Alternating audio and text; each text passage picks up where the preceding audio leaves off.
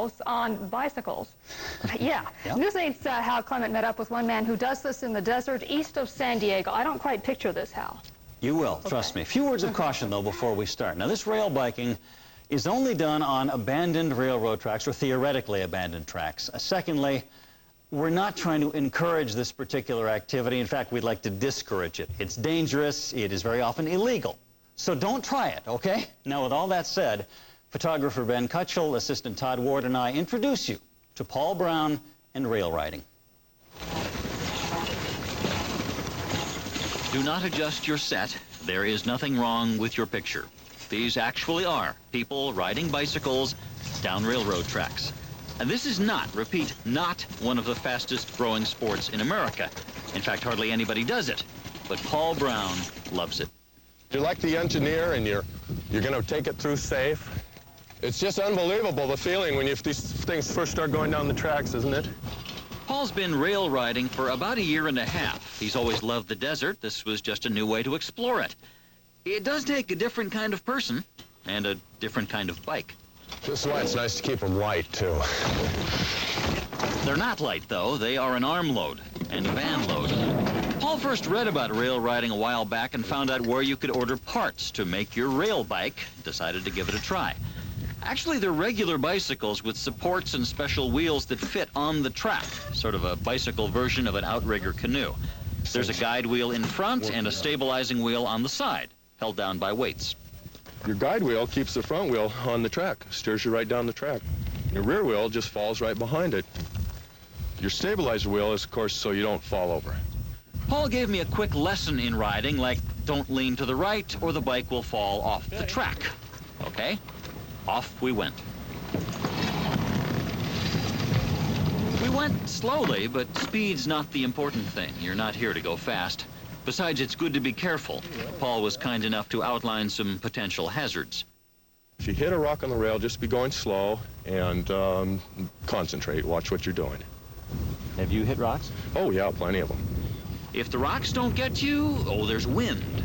I had a friend when we first started riding. We were caught in some high winds. They must have been 50 or 60 miles an hour. And it rolled him right over, right off the tracks, rolled him over this way. He got back on and said that, oh, I think I won't have any more problems. Rolled him right back over again. Not much wind this day, so we just had to worry about rattlesnakes. Well, I tell you, I'm used to rattlesnakes, so I have no problem there. Well, I'm not used to them, but we didn't see any. Most of the ride is very smooth. You're on metal rails, after all, and since the guide wheels literally keep you on track, you don't have to steer. Yeah, look, Ma, no hands. But occasionally, some brush or some rocks get too close to the track. Paul was our advanced scout. Okay, there's a place where we want to be real careful.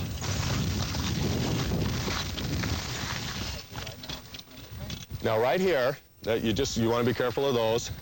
Careful usually meant we had to steer around something. Okay, now we have to steer again.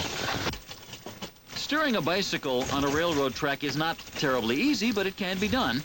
Sometimes, though, you get caught by surprise. This derailment caught me by surprise. Well, we got caught on this, on that spike right there. Most of the time, though, it's smooth sailing. Just follow Bubba. Oh, you haven't met Bubba. She's a wild dog, part coyote, that Paul met out here one day when she was just a puppy, abandoned by her pack. Now she and Paul are inseparable.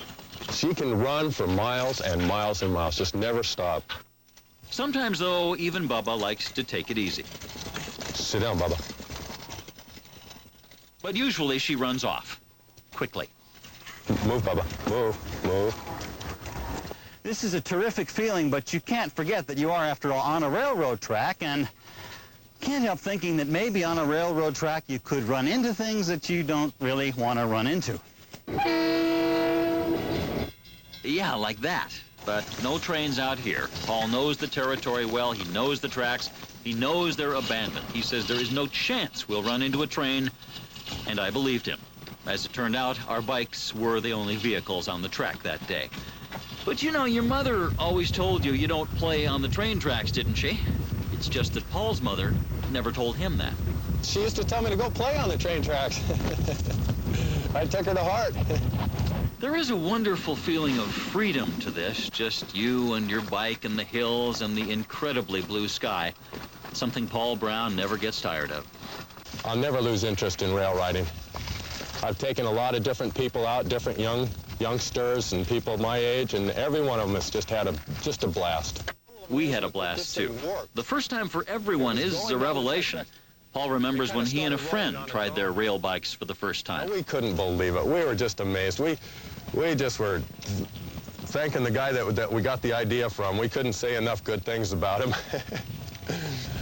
Then when we rolled over in the wind that day, we couldn't say enough bad about him. You find yourself torn between the scenery and making sure your wheels are where they're supposed to be.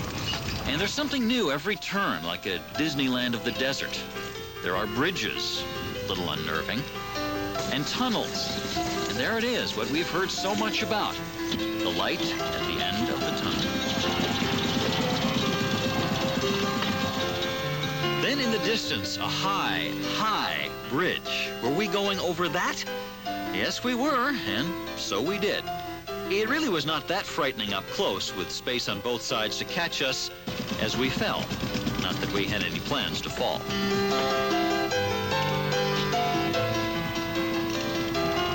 Paul has run into all sorts of things out here. Bubba and the brush and the rocks and wind and snakes. Even one day, the goat lady who tends her flock of goats. The bikes apparently disturbed the goats, which disturbed the goat lady. Next thing, we heard a 22. Some bullets were flying over our heads. No goats or goat ladies or 22s out here this day. Just us and the bikes and Bubba and a feeling of being very free. And still, way in the back of my mind, I really hope no trains travel these tracks anymore. No, there were no trains out there that day, but we have been told that even tracks that everybody thinks are abandoned and perfectly safe still occasionally do have trains running on them. So again, this is not something you should try any more than you should try juggling knives or eating fire or walking a tightrope without a net. And we're not trying to encourage anybody to take up rail riding. As we mentioned, it's dangerous, so this wasn't an attempt to introduce some great new sport, just a look at one man's very, very unusual hobby.